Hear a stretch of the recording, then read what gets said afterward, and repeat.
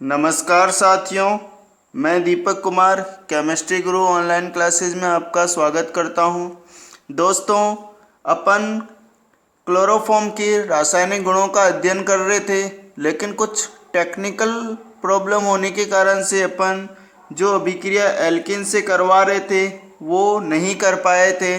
इससे पहले आपको मैंने क्लोरीनीकरण बता दिया था, सिल्वर चूर्ण से बता दिया था, एथाइन बनाता है, राइमर टीमान अभिक्रिया बता दिया था। देन उसके बाद अपन पढ़ रहे थे एल्किन से क्रिया। इस एल्किन की क्रिया के बाद अपने को मिलता क्या है, तो देखिए, जब भी अपन किसी भी प्रकार की ट्रांस एल्किन ले लेते हैं, जैसे कि मैंने ले लिया CH3C H double bond CH2, ये असमित एल्किन है। जब भी असमित एल्किन लेते हैं तो इस अभिक्रिया जो होती है ये पेरोक्साइड की उपस्थिति में होती है, और पेरोक्साइड की उपस्थिति में एल्किन के अंदर जो भी इलेक्ट्रॉन्स नहीं योगात्मक अभिक्रिया होती है साथियों, वह सदैव और सदैव मार्कोनिकॉफ नियम के विपरीत होती है। इसका मतलब क्या होगा कि ये जो अभिक्रिया है ये अपने को एंटी मार्कोनिकॉफ नियम देगा। अब देखिए क्या होगा, इसकी अभिक्रिया करवा देते हैं CHCl3 से।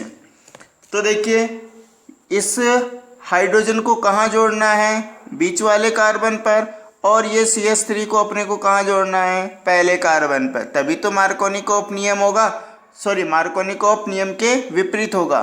तो देखिए, अपने को प्रोडक्ट मिल जाता है CH3 CH2 CH2, ये तो हो गया एल्किन वाला, और यहाँ जोड़ दो CCl3। इसका नाम होता है दोस्तों 1 2 3 4 कार्बन है, 4 कार्बन का बनता है ब्यूटेन, 4 कार्बन का बन जाएगा ब्यूटेन। अब इसी पे 3 क्लोरीन जुड़ा हुआ है, तो बस लिख दो 1,1,1 try chloro, 1,1,1 try chloro butane.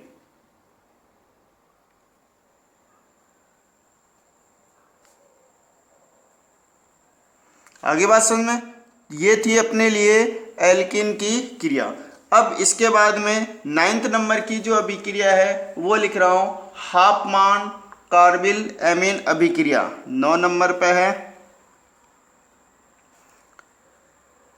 हॉफमान carbyl amine अभिक्रिया, इसी अभिक्रिया को एक नाम और बोलते हैं आइसोसाइनाइड अभिक्रिया, आइसोसाइनाइड अभिक्रिया, या इसको हॉफमान कार्बिल एमीन परीक्षण भी बोलते साथियों। इसके अंदर क्या होता है कि जो आपके प्राथमिक एमीन होगा 1 डिग्री का एमीन प्लस CHCl3 क्लोरोफॉर्म, दोनों मिलकर के एल्किल आइसोसाइनाइड बनाते हैं, एल्किल आइसोसाइनाइड बनाते हैं। और इसकी गंध क्या होती है, दुर्गंध होती है, ये आपको याद रखनी है। और ये इतनी ज़्यादा दुर्गंध होती है कि आप इसे दूर से ही पहचान जाओगे। अब देखिए, इसकी रिएक्शन और रिएक्शन मैकेनिज्म किस तरह से होती है साथियों, इसी के ऊपर अपन चर्चा करने वाले हैं कि जो हॉफमान कार्बिल एमीन है अभिक्रिया है वो किस तरह से रिएक्शन करता है। तो सबसे पहले मैं बात कर रहा हूँ कि प्राथमिक एमीन लेना है, तो मैं ले लेता हूँ CH3NH2।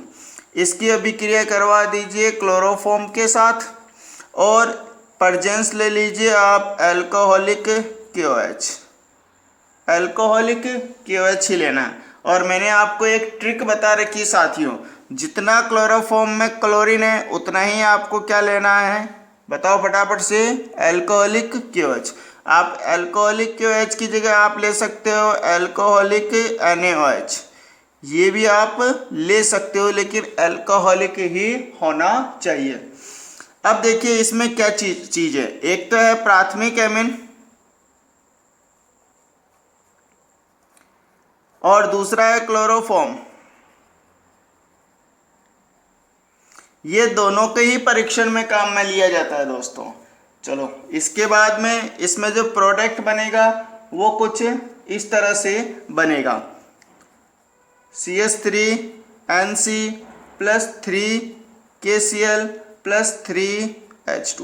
बता रखा क्या, जितने क्लोरीन है उतने ही KOH लेने हैं और उतने ही जल का अणु और KCl बाहर निकालना है।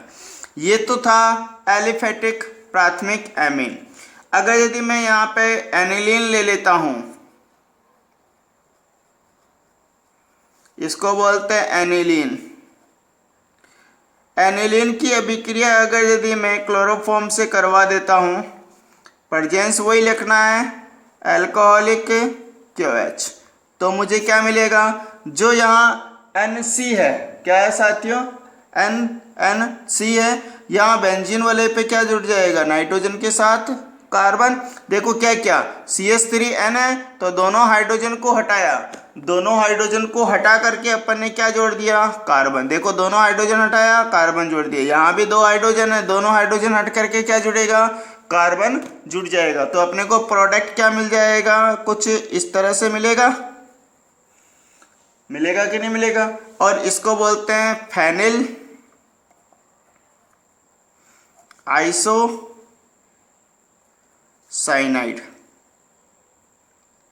हाँ, एक बात और कहना चाहूंगा दोस्तों, इसे बोलते हैं मेथिल आइसोसाइनाइड।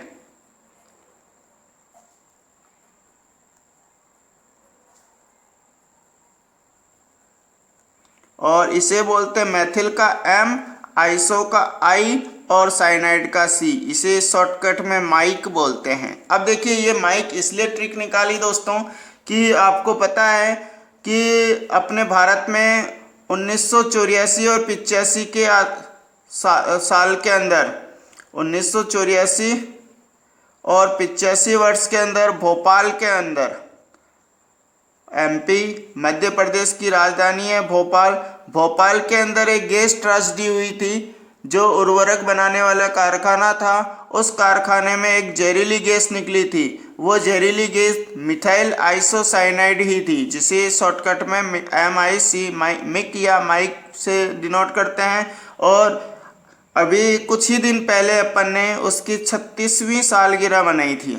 जब अपना अभी आपने करंट अफेयर देखते ही हो, उड़ीसा के अंदर एक गैस लीक हुई थी, स्टायरीन नाम था, स्टायरीन।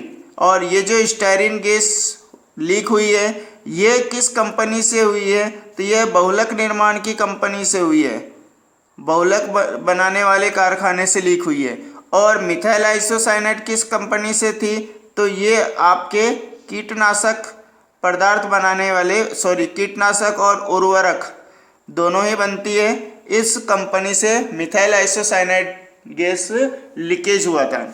इसके बाद में बात करते हैं दोस्तों, इसकी अभिक्रिया जो लिखी अपन ने, इस अभिक्रिया की रिएक्शन मैकेनिज्म कैसी होती है, यानी इसकी क्रिया विधि, क्योंकि एग्जाम पॉइंट ऑफ व्यू ये रिएक्शन बहुत ही इम्पोर्टेंट है। तो देखिए KOH ब्रेक डाउन होता है K प्लस और OH माइनस के फॉर्म में। ये OH माइनस क्या करेगा, इलेक्ट्रॉन की तलाश में जाएगा और इलेक्ट्रॉन जहाँ कम मिलेगा, कम घनत्व वाला, उसके पास जाएगा। तो यहाँ मैं क्लोरोफॉर्म की कुछ संरचना बना रहा हूँ। देखिए क्लोरोफॉर्म को मैं इस तरह से लिख रहा हूँ दोस्तों।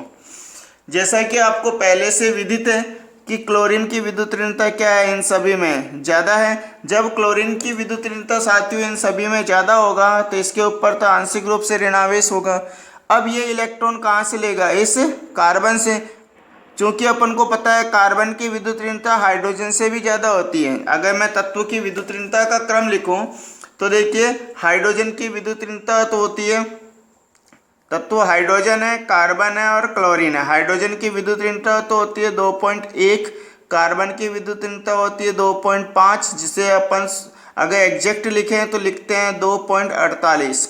जबकि क्लोरीन की विद्युत ऋणता अलग अलग स्केल पे अलग अलग है। कुछ किताबों में 3.0 है पोलिंग के अकॉर्डिंग, और आंद्रे और रोसो के अकॉर्डिंग 3.2 दे रखी है। तो आप दोनों कुछ भी माने उससे कोई फर्क नहीं पड़ता है, अपनी कंडीशन क्या है, चाहे 3 माने चाहे 3.2 माने दोस्तों, तो कार्बन से तो ज़्यादा ही होगा। चाहे 3 है तो 3 भी ज़्यादा है और 3.2 भी ज़्यादा है। सेम उसी तरह से कार्बन की विद्युतीनता 2.5 माने या 2.48 माने, उसकी विद्युतीनता हाइड्रोजन से ज़्यादा है, क्लोरीन से कम है, ये बात फिक्स है। आगे बात समझ में, अलग अलग स्केल है, उससे कोई फर्क नहीं पड़ता है। तो इसमें सबसे ज़्यादा विद्युत ऋणी कौन है, क्लोरीन, उससे कम कौन है, कार्बन, और सबसे कम कौन है, हाइड्रोजन। तो हाइड्रोजन के ऊपर आंशिक रूप से क्या होगा, धनावेश। अब ये जो OH आया है, ये OH क्या करेगा दोस्तों, इस इलेक्ट्रॉन डेफिशिएंसी वाला जो ग्रुप है इससे जाकर के ये अटैच होगा और यहाँ से प्लस और ये OH माइनस मिल करके क्या बना लेगा, जल का एक अणु बाहर निकाल लेगा। अब देखिए ये इलेक्ट्रॉन कहाँ आ जाएंगे, इस कार्बन के पास। तो देखिए क्या बना, C, ये Cl, ये Cl और ये Cl। अब देखिए ये दोनों इलेक्ट्रॉन किसके पास आ गए, कार्बन के पास। तो कार्बन के पास कौन सा आवेश आ जाएगा, ऋण आवेश आएगा कि नहीं आएगा। अगले ही स्टेज में क्या होगा दोस्तों, ये जो कार्बन के पास इलेक्ट्रॉन आया है, अब अपन को पता है कार्बन से ज़्यादा विद्युत ऋणता किसकी होती है, कार्बन से ज़्यादा विद्युत ऋणता क्लोरीन की होती है, होती कि नहीं होती है। अब देखिए कार्बन से ज़्यादा विद्युत ऋणी क्लोरीन है, लेकिन ऋणावेश किसके ऊपर है, ऋणावेश तो कार्बन के ऊपर है। ऐसा हो ही नहीं सकता, क्योंकि अपन को पता है जिसकी विद्युत ऋणता ज़्यादा होती है उसी के ऊपर इलेक्ट्रॉन होता है। तो क्या होगा, ये जो क्लोरीन है, ये जो कार्बन के पास एक्स्ट्रा इलेक्ट्रॉन आया है वो लेकर के यहाँ से गायब हो जाएगा। अब जैसे वो यहाँ से लेकर के चला गया तो ये तो Cl माइनस के रूप में यहाँ से क्या होगा दोस्तों, बाहर निकल जाएगा। अब ये कार्बन है, इस कार्बन पे एक क्लोरीन जुड़ा हुआ है, एक क्लोरीन यहाँ जुड़ा हुआ है, आ रही बात समझ में। अब देखिए क्या हुआ, एक ऋणावेश का मतलब होता है दोस्तों एक इलेक्ट्रॉन, दो ऋणावेश का मतलब होगा दो इलेक्ट्रॉन। अब देखिए कार्बन के बाह्यतम कोश में 4 इलेक्ट्रॉन थे, 4 में से 2 तो बंद बनाने में काम आ गए, तो बच क्या गया, 2 इलेक्ट्रॉन बच गया ना।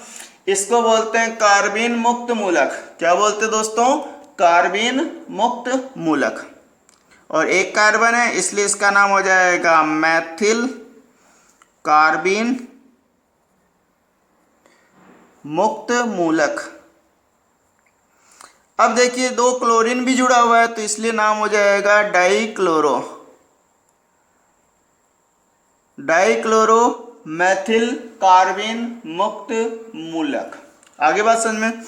अब ये जो डाइक्लोरो कार्बीन है, अब चूंकि कार्बन के पास अतिरिक्त मुक्त मूलक है, इस मुक्त मूलक युक्त संरचना में देखो कार्बन के अगर यदि ध्यान से देखेंगे दोस्तों तो 1 इलेक्ट्रॉन, 2 इलेक्ट्रॉन, 3 इलेक्ट्रॉन, 4 इलेक्ट्रॉन और 2 मुक्त मूलक के रूप में कुल कितने इलेक्ट्रॉन होते हैं, तो इस कार्बन के पास कुल 6 इलेक्ट्रॉन है। इस कार्बन के पास कुल कितने इलेक्ट्रॉन है, 6 इलेक्ट्रॉन है। और 6 इलेक्ट्रॉन होने के कारण से कार्बन क्या हुआ, इलेक्ट्रॉन डेफिशिएंसी ग्रुप आ गया।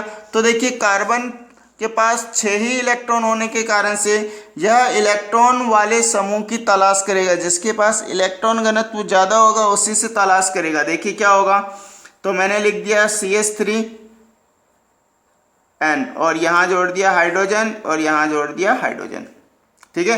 अब कार्बन जो नाइट्रोजन है इसके पास एक क्या है दोस्तों, लोन पेयर है। ये जो लोन पेयर युक्त संरचना है, अब इसके पास अतिरिक्त इलेक्ट्रॉन है। अब एक बार में वापस से कार्बन, ये क्लोरीन और ये क्लोरीन लिख दिया है ना। अब कार्बिन के पास क्या है, कार्बिन के पास टोटल 6 इलेक्ट्रॉन है और इसके पास एक्स्ट्रा इलेक्ट्रॉन है, मतलब इसके पास तो 6 इलेक्ट्रॉन है, इसके पास ये भी 8 इलेक्ट्रॉन करना चाहेगा। इसके पास 8 इलेक्ट्रॉन तो है, लेकिन 8 इलेक्ट्रॉन में 2 क्या है, लोन पेयर के इलेक्ट्रॉन है, इसलिए ये दोनों ही इलेक्ट्रॉन क्या करेगा दोस्तों, इन दोनों इलेक्ट्रॉन को दे देगा इस कार्बिन वाले कार्बन से। तो मुझे क्या मिल जाएगा, मुझे मिल जाएगा CH3N, ये वाला एक हाइड्रोजन, ये दूसरा हाइड्रोजन, ये कार्बन, ये क्लोरीन और ये क्लोरीन। अब देखिए दोनों इलेक्ट्रॉन किसने दिए, दोनों इलेक्ट्रॉन नाइट्रोजन ने दिए, इसलिए नाइट्रोजन इस तरह से जुड़ जाएगा, कोऑर्डिनेट बॉन्ड बनाएगा। जो इलेक्ट्रॉन देता है उसके ऊपर धनावेश और जो इलेक्ट्रॉन लेता है उसके ऊपर कौन सा आवेश आएगा, ऋण आवेश। अब देखिए ये जो दो इलेक्ट्रॉन है ये अभी भी क्या है होंगे दोस्तों, इस कार्बन के पास जुड़े हुए होंगे, ये थोड़ा ना गया। अब क्या होगा, इसकी अभिक्रिया अगले ही स्टेप में KOH से करवाएंगे, KOH से। तो क्या होगा, यहां से तो निकलेगा HCl और यहां से भी निकलेगा क्या, HCl, और आपस में ये जुड़ जाएंगे। अब देखिए जैसे आपने इस तरह से संरचना बनाई है, जिसको मैं इस साइड में जोड़ रहा हूं दोस्तों, है ना। जैसे आप यहाँ से संरचना बनाओगे, यहाँ से HCl बाहर निकला, यहाँ से HCl बाहर निकला, तो मुझे मिला है क्या, मुझे मिल जाएगा CH3N और ये कार्बन है। देखिए एक तो बॉन्ड कौन सा, कोऑर्डिनेट बॉन्ड है, और दूसरे बॉन्ड कौन से हैं, सिंपल बॉन्ड है। ये तो दो सिंपल बॉन्ड है, और एक बॉन्ड कौन सा होगा साथियों, कोऑर्डिनेट बॉन्ड होगा। इलेक्ट्रॉन कौन देगा, नाइट्रोजन देगा।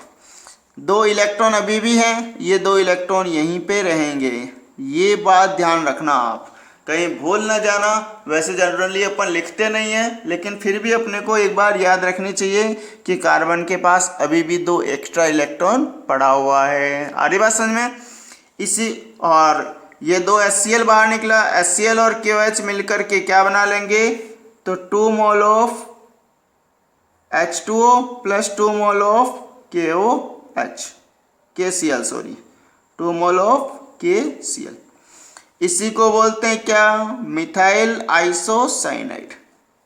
ये थी दोस्तों क्लोरोफॉर्म की सभी प्रकार की रिएक्शन।